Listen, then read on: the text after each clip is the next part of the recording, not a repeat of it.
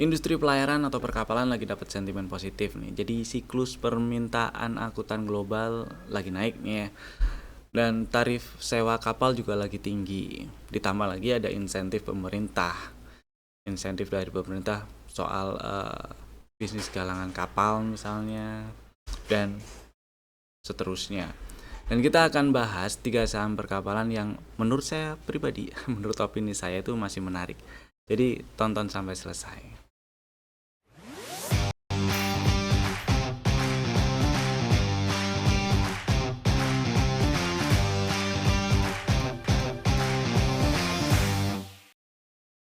Selamat datang di Cuan Community Partner Ventraku Sekuritas. Kita bahas IHSG-nya dulu ya.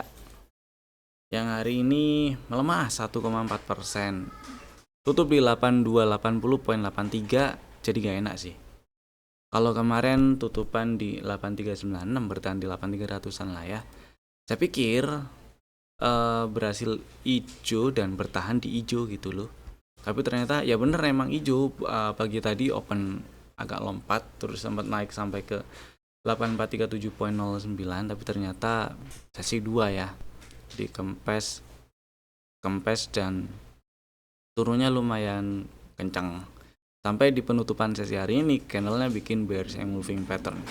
Hati-hati kalau ternyata besok lanjut turun sampai ke bawah 8237, apalagi sampai lanjut ke bawah 8200 lah ya, 8171 ditembus, maka peluang untuk ke 8000 lagi atau bahkan lebih bawah tuh dari 8000 sekitar bisa jadi ngetes 7900-an ya. Itu jadi makin gede peluangnya ke sana. Jadi hati-hati buat yang lagi trading, trailing stop loss, take profitnya mau dipasang boleh, mau ditungguin juga boleh, yang penting jangan sampai telat jualan aja lah gitu ya.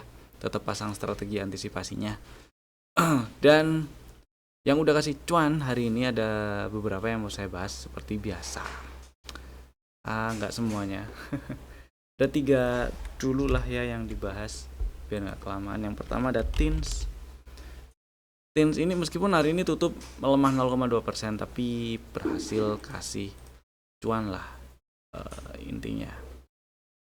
Jadi si TINS ini sebenarnya belinya sih kemarin, tapi kemarin naiknya masih dikit, dan pagi tadi ngegas ya, sempat naik sampai ke 4460. Setidaknya jualan di 4300 pun itu udah cuan lumayan, karena kemarin seingat saya belinya itu di sinilah paling enggak 4160 gitulah ya. Jadi udah ada lumayan lah, ada cuan yang bisa dibawa pulang ya, paling enggak 3% gitu kan lumayan ya, market lagi kayak gini ya. Happy cuan TINS-nya, mudah-mudahan udah pada jualan, karena juga hari ini tutupan jadi ada rejection setelah naik ke atas 4380 tuh ya. Kalau misalnya masih ada barang, mungkin modalnya lebih bawah atau jauh lebih bawah, pasang aja trailing stop, boleh di 4100, boleh lebih bawah di misal di 3890 atau di 3770 gitu ya. Next, PP kasih cuan lagi tadi. Sempat kegocek dulu, tapi ternyata ngegas juga dia, high-nya sampai ke 296. Kemudian ada insider di sini, setidaknya jualan di 284 ya. Itu udah ada cuannya juga. Jadi mestinya udah bisa exit dalam posisi cuan itu sih. Intinya sih habis cuan buat yang masih ada barang, mungkin entah itu buyback di siang-siangnya sesi 2, atau barang dari sesi 1, atau barang dari kemarin-kemarin masih ada gitu ya, pasang aja trailing stop atau update stop lossnya di 256. Karena kalau kita lihat strukturnya di intraday ini selama ke bawah 258 ya masih ada peluang ke atas lagi, jadi pasang 256 gak apa-apa gitu ya. Next, MDKA. Oh ya, happy cuan PP-nya ya. Sekarang MDKA nih. MDKA juga ini sebenarnya belinya kemarin. Seingat saya itu belinya di sini. Waktu spill ya di 3740 gitulah anggaplah. Dan tadi sempat naik sampai ke 3900, setidaknya kejual di 3820 atau 3800 pun itu masih ada cuan. Bahkan buat yang masih ada barang pun sampai penutupan hari ini juga masih ada cuan sih, tapi ya sisa kempes banget ini cuannya, sisa dikit. Besok pagi-pagi mau TP-TP dulu yang tujuan belinya cuma buat trading pendek-pendek juga nggak apa-apa ya, yang penting ada cuan, bungkus, amankan equity dulu gitulah ya. Happy cuan MDKA. Dan berikutnya kita bahas stock ideas. Kemarin ada 3. Yang pertama Arto. Strateginya sih kemarin bisa langsung dibeli ya, stop lossnya ya sini nih, stop lossnya kalau turun dan tutup di bawah 1585. Jadi sampai sekarang, sampai penutupan hari ini ya masih bisa di hold lah buat yang masih ada barang dan masih mau simpen gitu ya. Kemudian berikutnya ada Pris, juga melemah, udah dapat barang harusnya, tapi selama nggak ke bawah 2310 masih aman disimpan ya. Mudah-mudahan dalam waktu dekat ini membal, dalam waktu dekat ke depannya, karena hari ini memang turun melemah 1,7%, tapi volumenya juga nggak lebih gede dari kemarin. Dan dari strukturnya kalau kita lihat dari low Januari sampai sekarang, selama nggak ke bawah 2310 masih ada peluang lanjut ke 2,5. Mudah-mudahan membal dalam waktu dekat ke depan. Next, Java dapat nggak sih? Enggak ya, 2380 belum disamperin. Hari ini memang sempat naik sampai ke 2520, tapi juga kemudian kempes, bahkan sempat turun 2390 doang, tapi belum jemput 2380 nya, dan tutup 2420 sama seperti kemarin. Jadi saya masih tetap pilih ngantri 2380 dan 2320 itu jadi area belinya. Stop loss kalau turun dan tutup di bawah 2260, dan target TP1 ada di 2660 ya. Next kita bahas saham emiten pelayaran. Jadi singkat cerita sih gini ya kan, ada ini kalau kalian baca di kanal-kanal berita, misalnya di kontan.co.id juga ada sih. Ini berita lama sih, udah seminggu lalu lah ya beritanya. Tapi saya rasa masih relevan karena beberapa saham emiten pelayaran yang menurut opini pribadi saya ini masih menarik dan akan saya bahas, itu masih bisa dipantau setidaknya gitu ya. Jadi ini ada insentif dari pemerintah, kemudian juga ada super cycle tuh gampangnya itu ya, sekarang ini permintaan angkutan global lagi naik, kemudian ya lebih ke angkutan LNG gitu ya, terus apalagi batu bara, terus kargo ya, komoditas industri kargo gitulah, lagi pada naik nih. Kemudian kalau misalnya volume barang yang mau diangkut ini naik, kan berarti kebutuhan kapalnya itu kan juga naik ya, kebutuhan kapalnya naik, sedangkan ya penyedia layanannya itu nggak banyak, itu aja. Dan yang udah listing di bursa juga ada beberapa, dan nanti akan saya bahas 3 yang menurut saya masih menarik dan bisa nih dipantau gitu ya.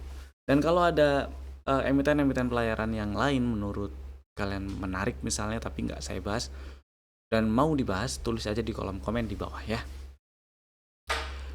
Oke, singkatnya saya mau bahasnya itu dari sisi teknikal aja, biar kita bisa lihat respon marketnya, kita bisa lebih bereaksi, cari timing beli yang pas. Misalnya kalau misalnya kita mau nunggunya di mana gitu ya. Yang pertama SMDR masih menarik karena ya ini yang kalau kita lihat rasio marketnya, PBB pairnya lah ya, misalnya paling murah sih menurut opini pribadi saya, paling murah. Koreksi saya kalau saya salah, mungkin ada update di emiten yang lainnya gitu ya. Ini menurut saya masih paling murah. Kalau kita lihat si SMDR gitu ya, financial rasionya, EPS-nya tuh 58,5, harga sekarang 398. Kalau kita hitung pairnya, price to earning rasionya jadi 398 dibagi 58,52, ketemunya 6,8 kali, masih di bawah 10. Itu anggap aja di bawah 10, murah lah ya. Gitu.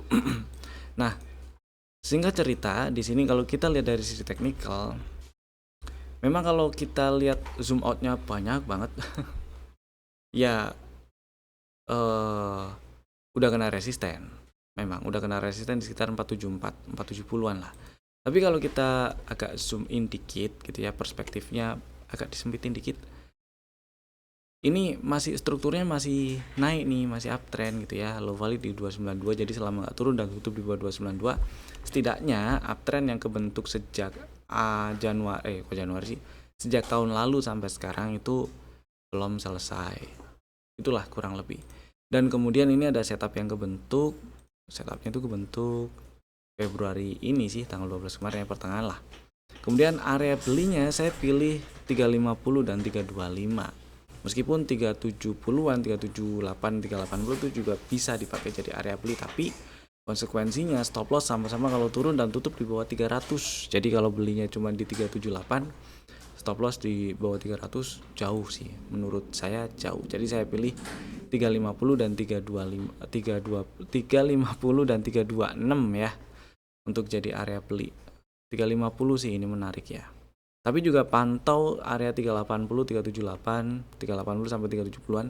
Misal nih, membal dari area itu ada pola-pola bullish reversal yang menarik, yang oke untuk diikutin, boleh tuh dibeli gitu ya. Tapi kalau enggak, tungguin 350-nya. Target TP1 di 450-an masih, 458, 458, 456 gitu ya. Kemudian yang kedua ada bull, masih jadi salah satu favorit. Selain ada sentimen yang sifatnya global, katalis yang sifatnya global, juga ada sentimen positif dari bullnya juga, capex-nya dan seterusnya gitulah ya. Baca aja tuh materi public expose-nya yang udah dirilis oleh bull di websitenya, udah diupload di websitenya IDX juga sih, ada sih di situ ya. Singkat cerita gini nih, ini kalau kita lihat strukturnya ini masih uptrend ya, masih uptrend. Meskipun memang kalau kita lihat struktur internalnya juga begitu turun ke bawah 525 kemarin sih, Januari lalu itu, maka uptrend minornya memang sudah selesai.